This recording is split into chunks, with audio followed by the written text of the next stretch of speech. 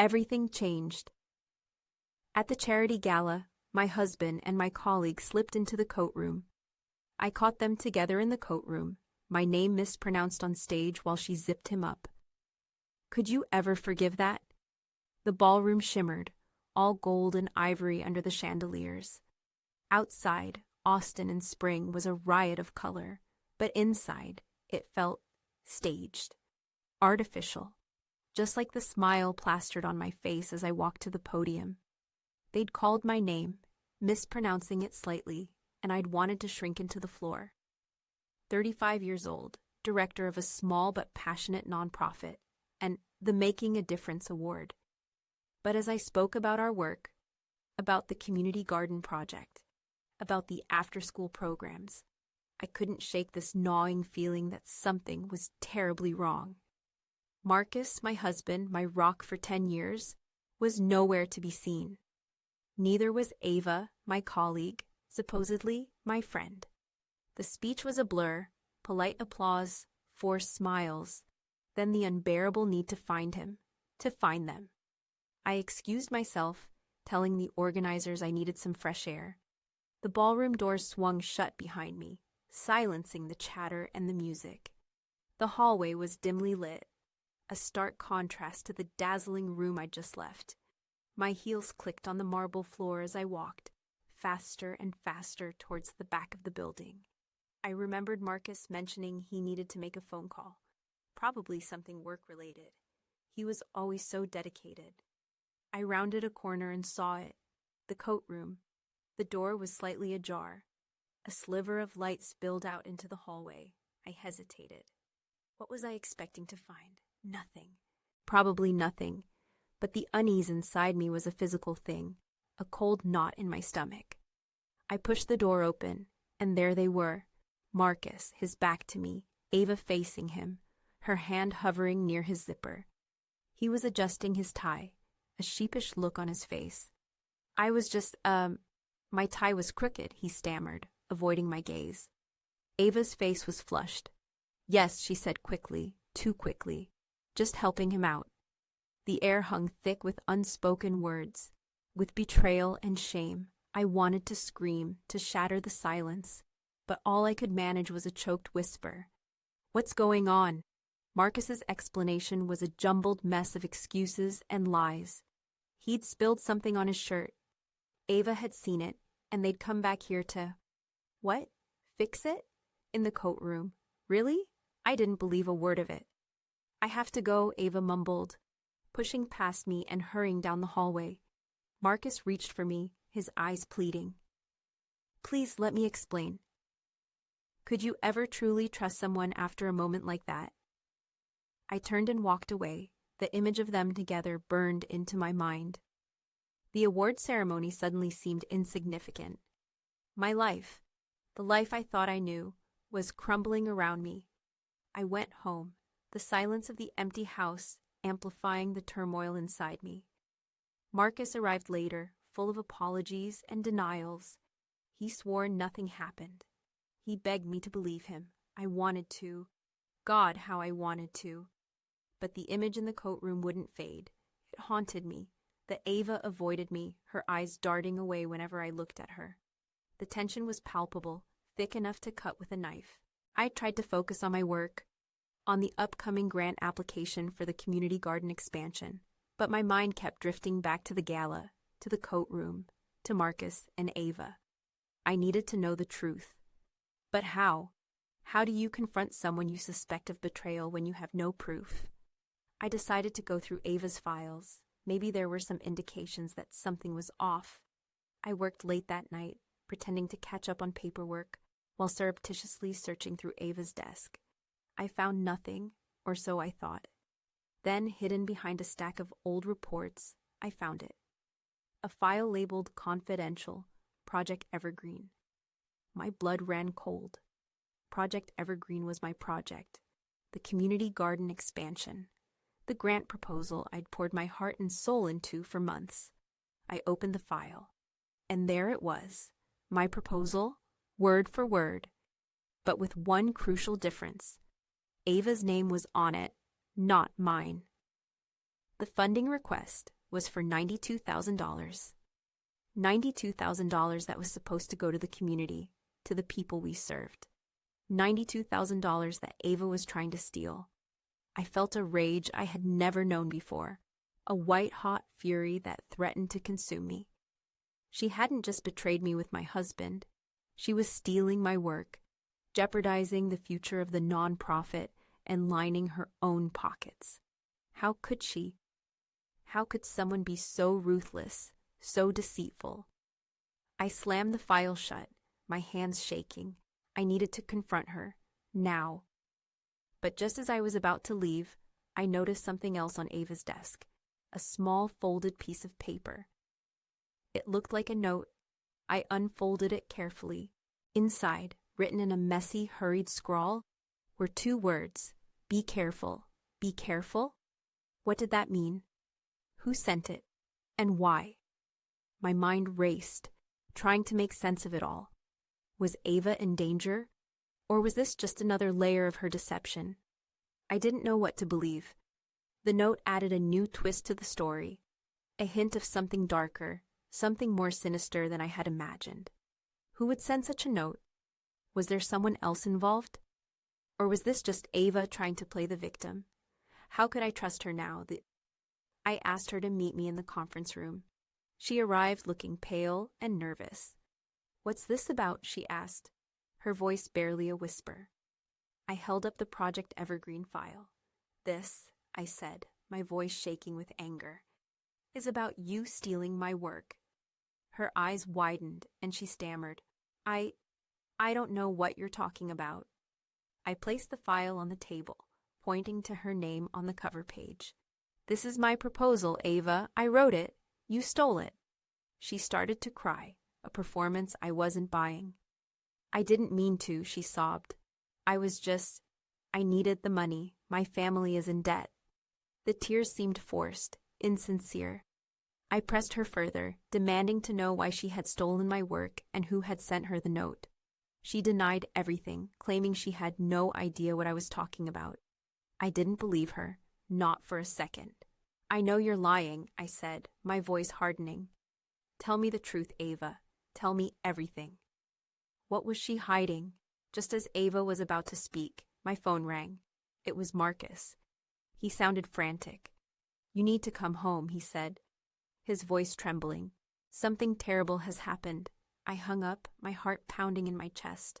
What now? What could be so terrible that Marcus was this upset?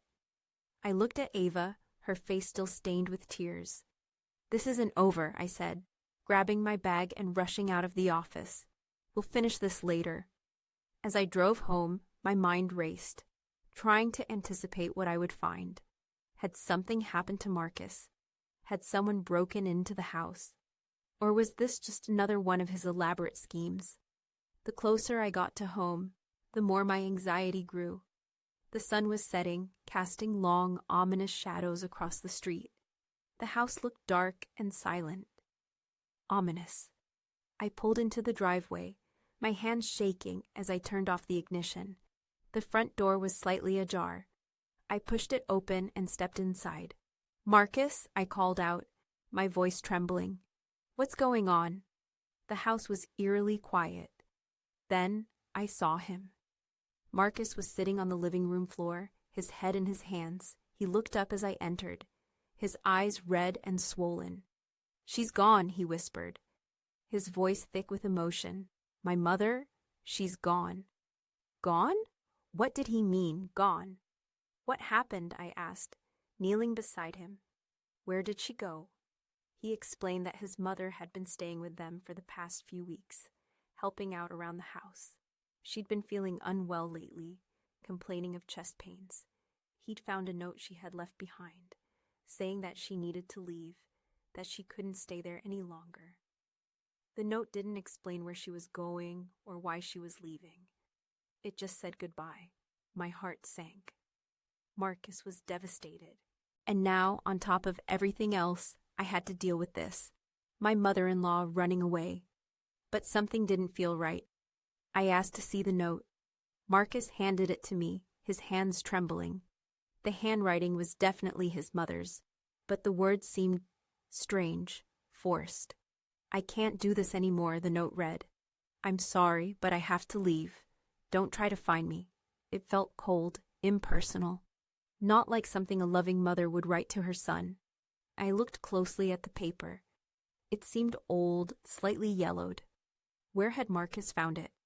"Where did you find this note?" I asked. He told me he'd found it on the kitchen counter. He'd gone downstairs to make coffee, and there it was. I didn't say anything, but I didn't believe him. Something was off. I decided to investigate.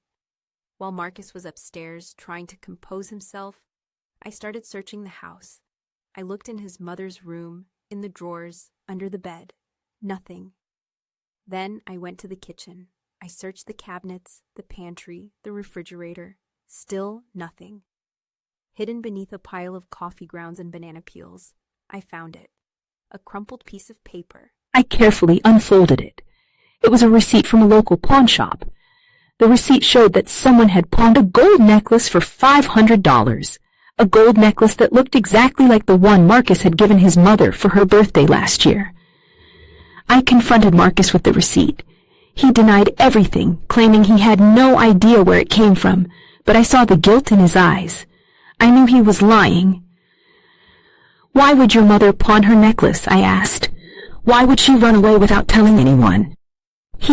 She was somewhere else, and he knew where, but he wouldn't tell me. "I can't," he sobbed. "I promised I wouldn't." What was going on? I knew I had to find out the truth, no matter what. I started following Marcus, watching his every move. He was acting strange, secretive. He kept making phone calls, whispering into the phone. He would leave the house at odd hours, returning late at night. I followed him one evening, tailing his car through the winding streets of Austin. He drove to a seedy part of town, a place I had never been before. He parked in front of a rundown motel and went inside. I waited outside, my heart pounding in my chest. What was he doing there? Who was he meeting? After about an hour, he came out of the motel room, looking relieved.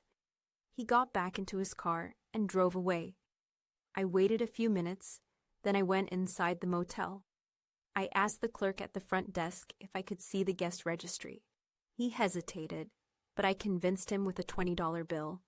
I flipped through the pages, searching for Marcus's name. Marcus and Ava had checked into room 22 earlier that day. Together, my world shattered. Again. The image of them in that motel room together was almost unbearable. I confronted Marcus that night. I showed him the motel registry. He didn't deny it. He admitted that he had been seeing Ava, that they had been having an affair. He claimed it was a mistake, that he loved me, that he wanted to make things right. But I couldn't forgive him. Not this time. The betrayal was too deep, too painful. I told him I wanted a divorce. He begged me to reconsider, but my mind was made up. It was over. And that wasn't even the worst thing that happened that night. After Marcus left, I received a phone call from the police. They wanted to talk to me about my mother-in-law. They said they had found her body in a shallow grave in the woods outside of town. They suspected foul play. My blood ran cold. Marcus. Had he? The police questioned Marcus. He denied any involvement in his mother's death. He claimed he had no idea how she ended up in the woods, but the police weren't convinced. They found traces of her blood in his car.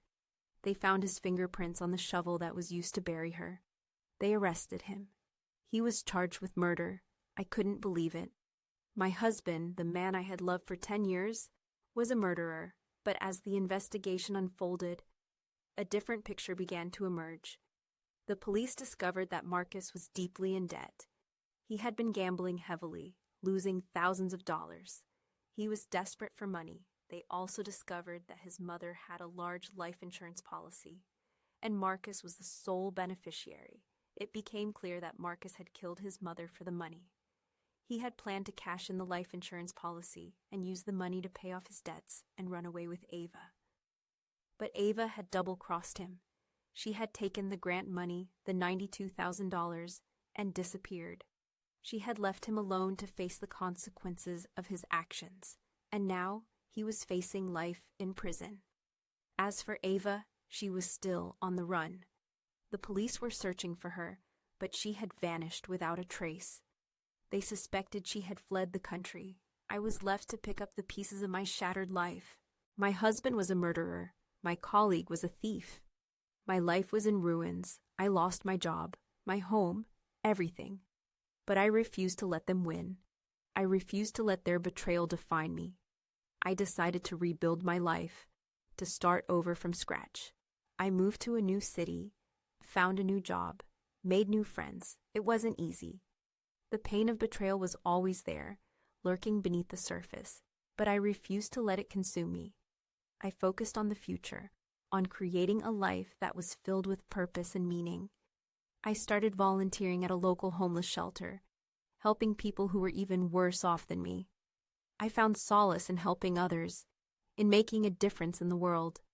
It wasn't the life I had planned, but it was a life I could be proud of. Years passed. Marcus was convicted of murder and sentenced to life in prison. Ava was never found. The grant money was never recovered. I tried to move on, to forget about the past, but it was always there, a shadow in the background. Then, one day, I received a letter. It was from Ava. She wrote that she was sorry for what she had done, that she regretted her actions. She said she had been living in hiding, haunted by guilt and remorse. She wanted to make amends, to somehow repay me for the pain she had caused. She said she had the money, the $92,000. She wanted to give it back. She asked for my forgiveness. What would you do? I thought long and hard about Ava's letter. Could I forgive her? Could I forgive Marcus? They had both betrayed me in the worst possible ways. They had destroyed my life, but holding on to anger and resentment was only hurting me. It was keeping me trapped in the past. Forgiveness wasn't about condoning their actions. It was about freeing myself from the burden of hatred and bitterness. I decided to meet with Ava. I wanted to see her face, to hear her apology in person. We met in a small cafe miles away from Austin. She looked older, worn down by guilt and regret. She handed me a cashier's check for $92,000. "I'm so sorry," she said, her voice trembling. "I know it doesn't make up for what I did, but I hope it helps." I looked at her, at the pain in her eyes. I saw a broken woman, consumed by remorse, and I realized that forgiveness wasn't just for her, it was for me. "I forgive you," I said, my voice barely a whisper. "But I can never forget." I took the check and walked away, leaving Ava sitting alone in the cafe. It wasn't a happy ending, but it was an ending. I used the money to start a new nonprofit, dedicated to helping victims of fraud and betrayal. It was my way of turning my pain into purpose, of creating something positive out of the ashes of my former life. It was a long and difficult journey, but I made it. I survived. I thrived.